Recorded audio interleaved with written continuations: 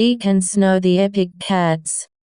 Chapter 1. Once upon a time 2 cats got stranded at their mean owner's house while they were on holiday. The cats had no food to eat, so they went to a small house down the road. The owners of the small house brought them in and treated them kindly.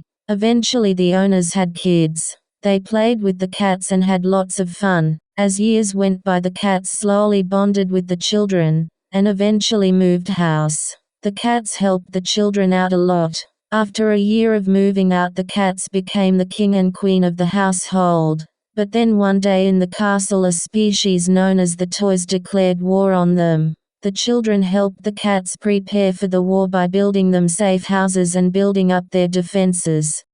They only had a few hours to prepare until the Toys raided King Eek and Queen Snow's castle. They were getting ready to hop into their safe house until boom. The Toys had launched a bomb on them. It had damaged the defense. Fortunately they were all okay. The Toys were raiding the castle. Eek went God mode and decided to attack the Toys. He quickly whacked one away as it approached. For several minutes Eek fought of the whole army single-handedly. One of them had managed to injure Eek on the leg though. As Eek destroyed the last few, his sister Snow saw a massive toy. It was the boss toy. Snow went God mode and spam attacked. Though all of her attacks weren't really damaging it at all, she continued spamming the boss, but nothing happened. Eek had just finished the army off and went to help Snow. Eek also started spam attacking, but his injured leg set him back from his true potential. Him and Snow wouldn't stop attacking. Still nothing would happen. They realized that they weren't able to defeat the toy boss yet. They knew it was the end. The toy boss threw one last giant punch at them. They went flying out of their castle and into a forest. The forest they had landed in was the most dangerous forest in the whole backyard. It had an army of 1 million of green ants. They were almost certainly doomed. They started to explore the jungle until they stumbled across a nest, but not just any nest, one of many green ant nest. But in the distance they saw a tall figure approaching. Eek and Snow gasped. It couldn't possibly been the Chicken Willow. There had only ever been myths about the Chicken Willow. She was born and raised in the Loyal family but went missing and was never found again. She said hi in quite a charming voice. She then said, "I haven't seen any visitors in quite a while." She then took them back to an old rundown shack they called the Chicken Pen. The Chicken Willow told them the true story behind what had happened. She had been a young girl when the toy boss was gaining power. She was plucked from her home and the toy boss forced her to work.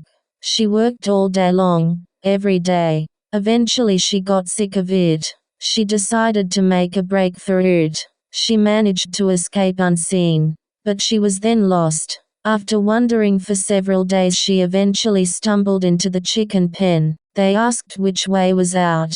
Willow replied, "Down that windy road. But be careful, there is a graveyard along the way. It has several skeletons."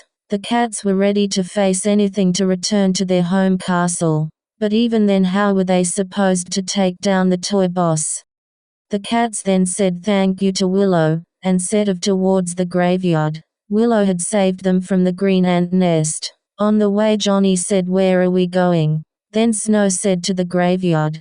Then Eek said, "Who's Johnny?" Snow didn't know who Johnny was either.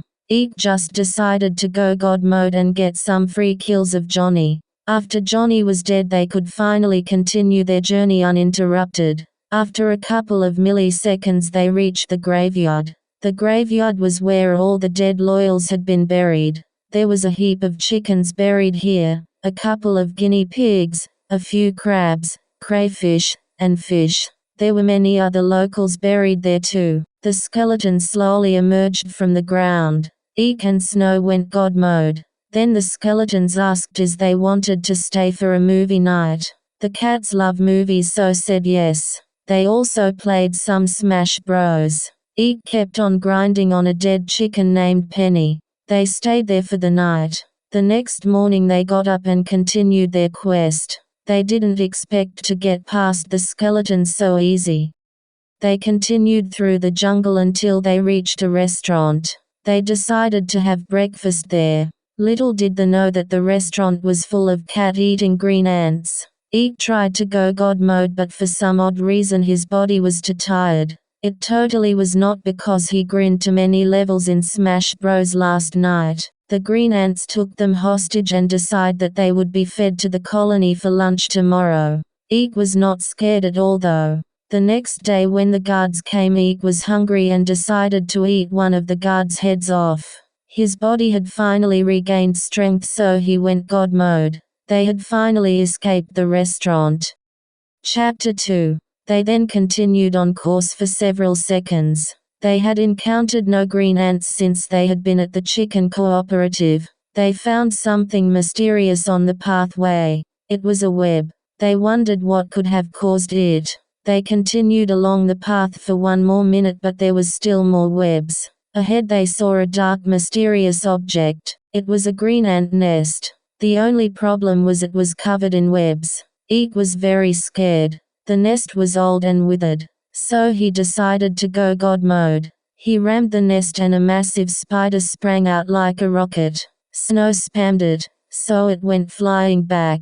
Eek was super hungry, so he bit its leg. But his tooth hurt because its leg was made of some sort of steel. Eek started spamming with snow, but nothing happened. They had no choice but to retreat. They ran back to the graveyard. Then they grinded Smash Bros for 10 hours straight. Eventually Eek was defeated in Smash Bros. He went God mode and destroyed the Xbox.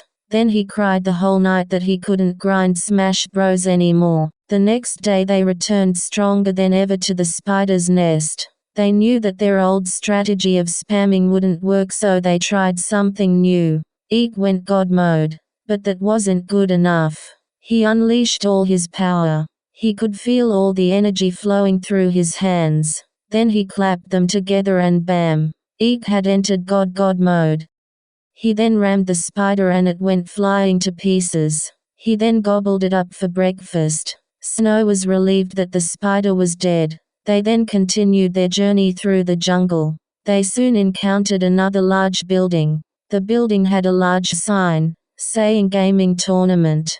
Eek dashed to the door and shouted, "Let me in." An old man called Timmy stepped out the door and said, "The tournament isn't until tomorrow." Eek said, "We'll both be there." But they had nowhere to stay for the night. So Snow asked, "Where can we stay the night?"